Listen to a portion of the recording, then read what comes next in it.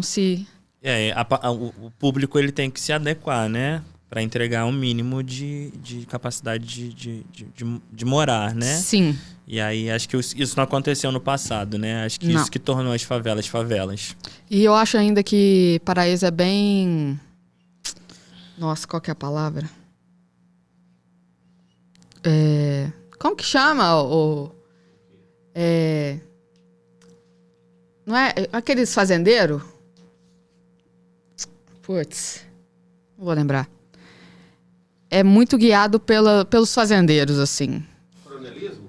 É, isso aí. Nem vou tentar falar. Como que fala? É isso mesmo. Coronelismo. Eu não consigo falar essa palavra. Terra dos coronéis. Isso, coronel. Aqui é muito terra de coronel. Então, a gente vê algumas mudanças em passos e tudo mais. E eu sei que hoje aqui em Paraíso a gente tá... Eu assim, tô tentando ajudar da forma que eu consigo. Recuperar as terras dos quilombolas. Isso é importante.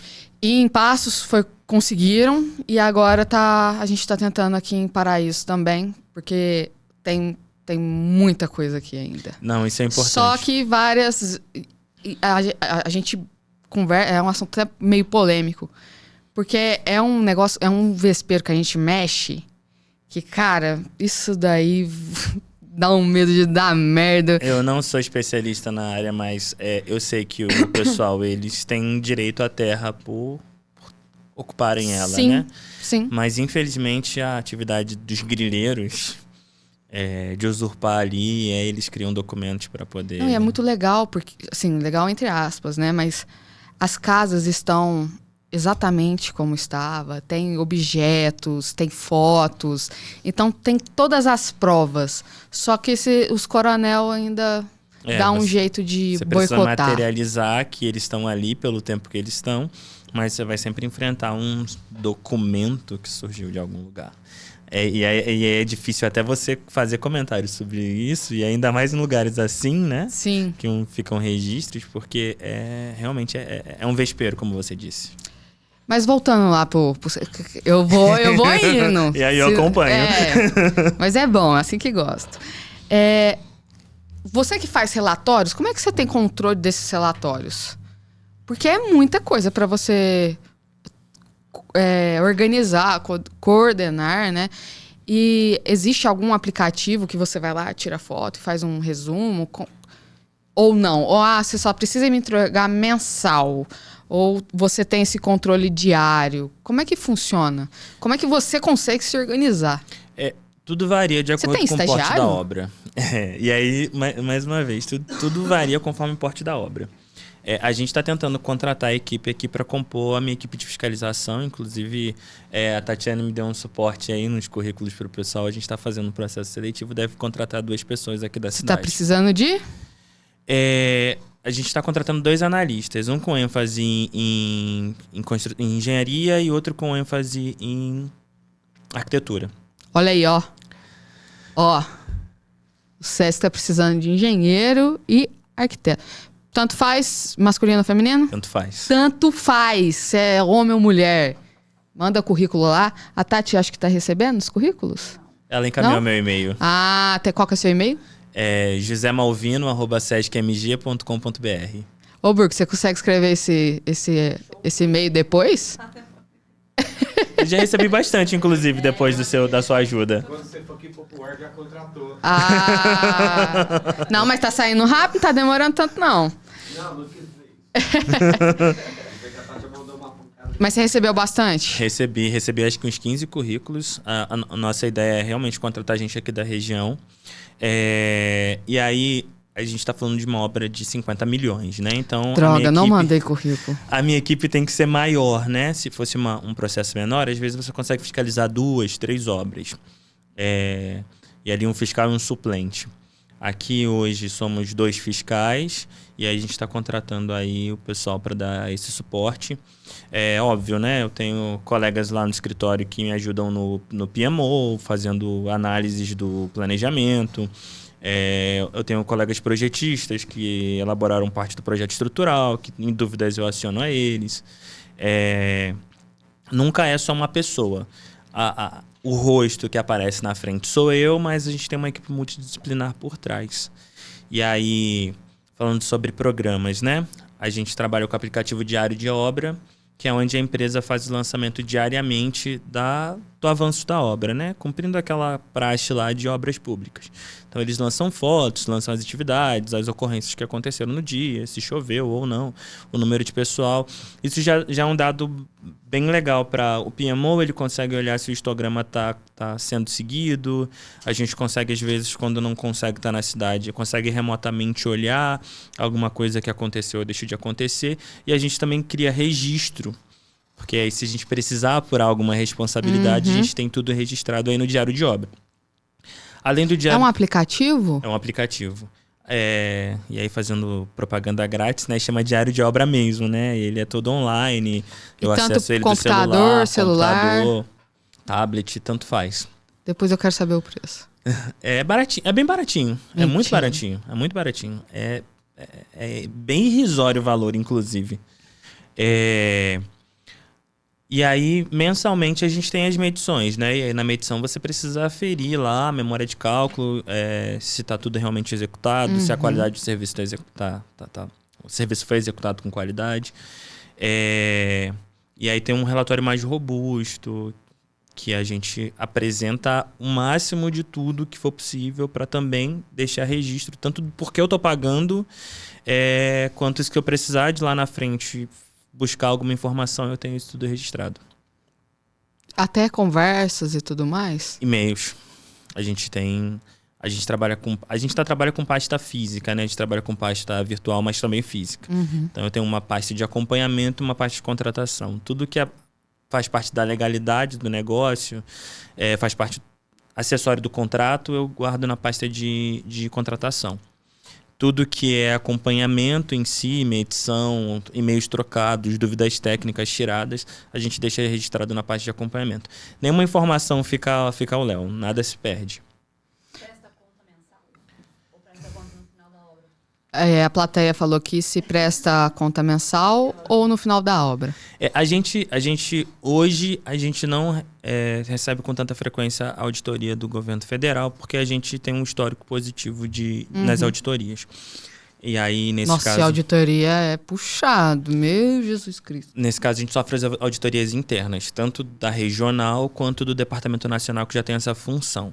Então, anualmente, a gente tem um período ali que as pastas são revisadas e por amostragem. E aí pode ser que meu processo seja auditado anualmente, até a obra estar pronta. E aí, no fim que a gente fecha, ele pode passar por uma última auditoria. Entendi. Quantos engenheiros tem lá hoje? Aqui em Paraíso? Da contratada... Da contratada eu precisaria ter hoje por volta de 7 engenheiros. Eu tenho o engenheiro ou arquiteto sênior, né, que é o detentor do SCAT, um engenheiro de planejamento, um engenheiro de segurança do trabalho, engenheiro mecânico, engenheiro eletricista, um arquiteto e um engenheiro júnior de projeto. São 6, na verdade. E estão todos aqui? Eu acho que faltam 3. Acho que faltam 3. Eu tenho o engenheiro sênior de planejamento... E estão contratando agora o engenheiro júnior. Tô doidinha pra chamar um engenheiro mecânico aqui. Ah, é? Por que não tem? Muito difícil. O pessoal deve trazer de São Paulo, né? A empresa que ganhou a licitação é uma empresa de São quando Paulo. chegar, você dá um toque pra gente. Pode deixar. Mudando um pouquinho de assunto, você falou que recebeu muitos currículos. Recebi. Você tem críticas? Não, porque eu não faço a avaliação, né? A gente tem um setor de RH para isso. E aí eu só recebo e encaminho pro meu gestor e o meu gestor encaminha para RH. Eu queria saber qual que é... O que tem sido mais... O que tá mais defasado? O que... Mas eu tenho uma observação. Eu vejo que todo mundo aqui é formado em engenharia ou arquitetura. E eu não vejo no currículo da galera edificações.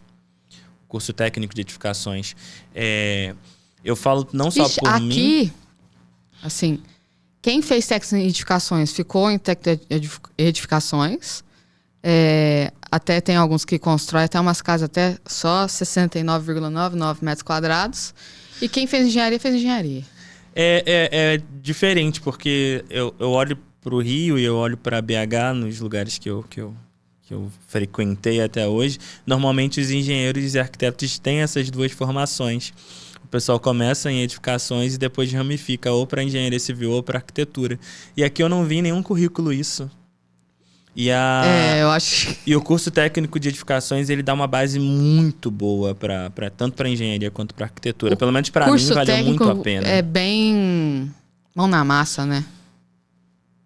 Eu aprendi, eu gosto de dizer que eu aprendi mais na prática e no técnico do que eu aprendi na engenharia.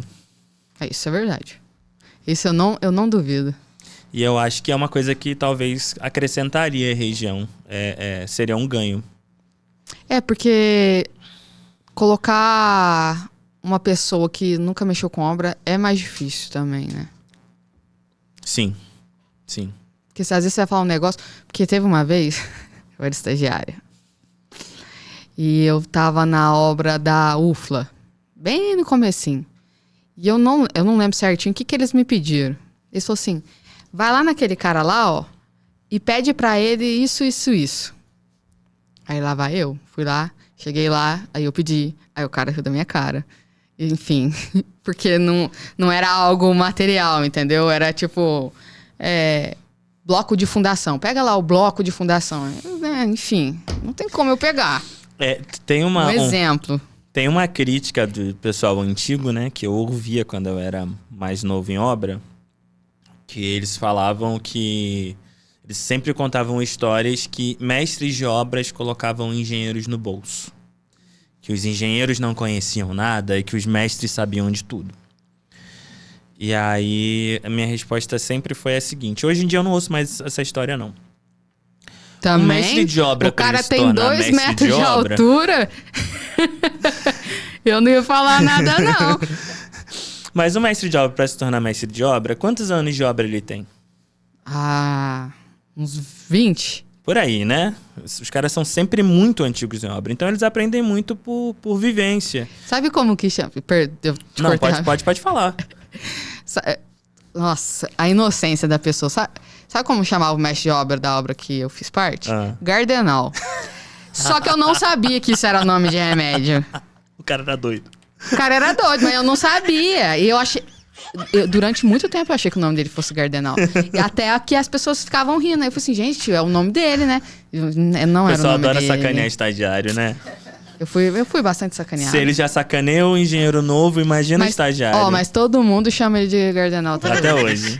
Nem sei o nome dele de verdade, pra te falar. Mas agora pode continuar. Mestre de obra, 20 anos. Sim. E o engenheiro novo, ele vai ter experiência da teoria. Ele vai ter a teoria, ele não vai ter experiência. Agora você pega um engenheiro de 20 anos e coloca ele do lado de um mestre de 20 anos. Quem vai saber mais? Pega um mestre de obra de 1 ano e pega um engenheiro de 1 ano. Quem vai saber mais? Então, assim, criou-se, né, uma ideia de que os mestres sabiam mais do que os engenheiros, mas fazendo uma comparação burra. Se você fizer a comparação... Não, de fato é uma comparação burra. Mas se você gosto dessa sinceridade, eu gosto dessa emoção. Mas se você pega uma pessoa que tem o mesmo tempo de experiência, você vai ver que a gente tem a teoria e a prática. Nós somos muito necessários para os projetos, para acontecer as coisas, né? E ainda incluindo tudo isso, a gente tem uma responsabilidade civil sobre... A gente emite uma RT. Se um projeto que a gente trabalha cai, uma obra cai, a gente vai responder por isso. A gente vai ter que justificar o que aconteceu. E aí, quando a gente pega um profissional aí de vivência, ele não tem essa mesma responsabilidade que a gente tem. Então, eu falo que a responsabilidade do engenheiro civil, às vezes, ela é maior do que a do médico. Porque se o médico erra numa cirurgia, ele pode matar um paciente. Se a gente erra num prédio... Misericórdia. A gente pode matar muitas pessoas. Mas você falou que fez parte de um shopping? Eu trabalhei num Imagina se esse shopping cai. Mas pra mim, acho que a área portuária é a pior. Como que é uma obra dessa?